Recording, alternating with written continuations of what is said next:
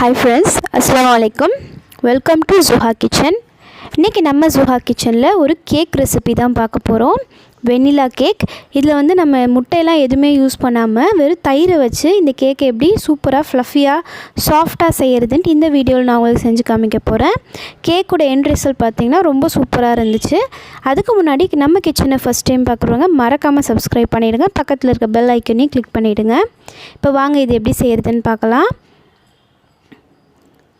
இதுக்கு வந்து நான் ஒரு பவுலில் ஒரு அரை கப் அளவுக்கு சர்க்கரை எடுத்துக்கிறேன். அதே கப்பில் அரை கப்பு தயிர் எடுத்துக்கிறேன். இப்போ இதை நல்லா வந்து ஒரு விஸ்க் வச்சு நல்லா கலந்து விட்டுக்கோங்க, சர்க்கரை கரையிற அளவுக்கு. இது கலந்த பிறகு ஒரு 1/4 ஸ்பூன் வந்து பேக்கிங் சோடா, 1 ஸ்பூன் வந்து பேக்கிங் பவுடர் சேர்த்துக்கோங்க, ஒரு பிஞ்சு சால்ட்டு சேர்த்துக்கோங்க. அதை நான் காட்ட மறந்துட்டேன். இப்போ இதை நல்லா கலந்து விட்டுடுங்க. கலந்து விட்டுட்டு ஒரு 10லேருந்து 15 நிமிஷம் ஊறட்டும். ஊறினிங்கன்னா இப்போ ஓப்பன் பண்ணி பார்த்திங்கன்னா இந்த இதில் வந்து நல்ல ஒரு ஃப்ளஃபியாக ஒரு மாதிரி பொங்கின மாதிரி இருக்கும். இதில் வந்து ஒரு 1/4 கப் அளவுக்கு ரீஃபைண்ட் ஆயில், கொஞ்சமாக வெனிலா எசன்ஸ் சேர்த்துட்டு நல்லா கலந்து விட்டுடுங்க.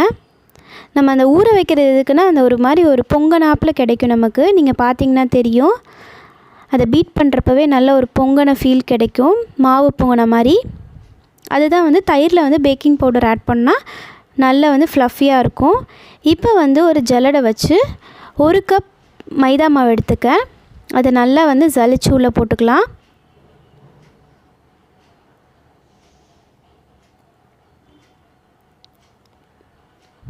இப்போ இது கம்ப்ளீட்டாக ஜலிச்சாச்சு. இப்போ வந்து ஒரு ஸ்பேட்சுலா வச்சு நல்லா கலந்து விட்டுடுங்க. இந்த கன்சிஸ்டன்சியே வந்து கரெக்டாக இருக்கும். அப்படி உங்களுக்கு கொஞ்சம் கெட்டியாக ஃபீல் பண்ணிங்கன்னா ஒரு 1/4 கப் வந்து பால் ஆட் பண்ணிக்கோங்க.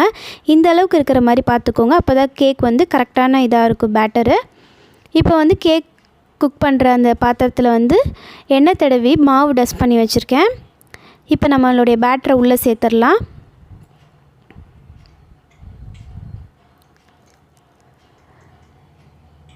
உள்ளே சேர்த்தாச்சு. இப்போ ஈவனாக ஸ்ப்ரெட் பண்ணி விட்டுட்டு இதை வந்து நல்லா டேப் பண்ணி எடுத்துக்கோங்க. இப்போ வந்து நான் கடாயில் வந்து உப்பு போட்டு ப்ரீ ஹீட் பண்ணி வச்சுருக்கேன். இப்போ இது எனக்கு கடாய் பத்தலை, அதனால் நான் வந்து இட்லி பாத்திரத்திலே நான் உள்ளே உப்பு போட்டுட்டு அதே உப்பு போட்டு உள்ளே சேர்த்துட்றேன்.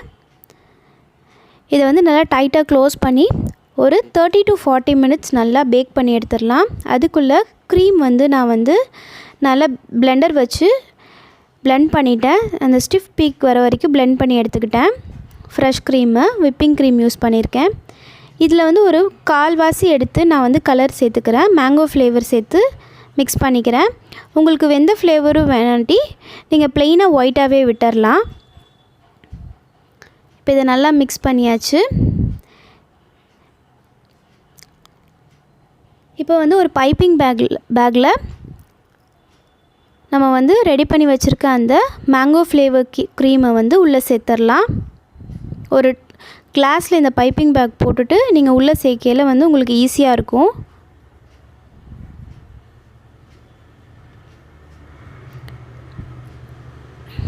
உங்களுக்கு பிடிச்ச மாதிரி டிசைன் உள்ள நாசில் யூஸ் பண்ணிக்கோங்க. இப்போ இதை வந்து டைட்டாக க்ளோஸ் பண்ணிவிட்டு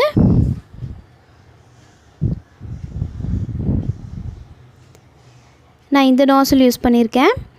இப்போ வந்து கேக் வந்து நல்லா பேக் ஆகிடுச்சு. நமக்கு பார்த்திங்கன்னா அந்த டூத் பிக் வச்சு செக் பண்ணையில் ஈஸியாக ரிமூவ் ஆகிடுது. எந்த இதுமாக ஒட்டாமல் அழகாக குக் ஆகிடுச்சு. இப்போ இதை நான் 2 ஈக்குவல் ஹாஃபாக டிவைட் பண்ணிட்டேன்.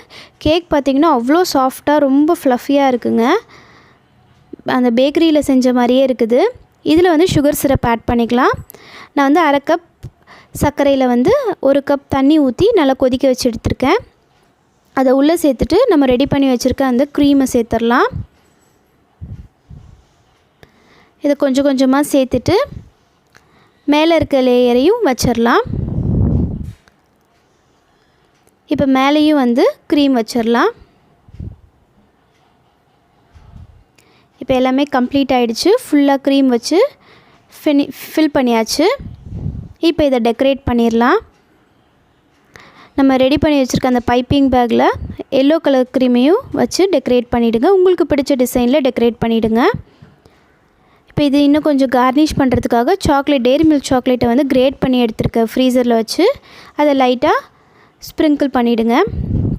அவ்வளோதான், நம்மளுடைய ஃப்ளஃபியான வெனிலா கேக் சூப்பராக ரெடி ஆகிடுச்சு. இதோட டேஸ்ட் பார்த்திங்கன்னா ரொம்ப அருமையாக இருந்துச்சுங்க. கண்டிப்பாக இந்த மெத்தடில் கர்ட் யூஸ் பண்ணி செஞ்சு பாருங்கள். டேஸ்ட் எல்லாத்துக்குமே ரொம்ப பிடிக்கும். இந்த வீடியோ பிடிச்சிருந்துச்சுன்னா லைக் பண்ணுங்கள், ஷேர் பண்ணுங்கள். மறக்காமல் நம்ம ஜுஹா கிச்சனை சப்ஸ்கிரைப் பண்ணிவிடுங்க. பாய், தேங்க்யூ.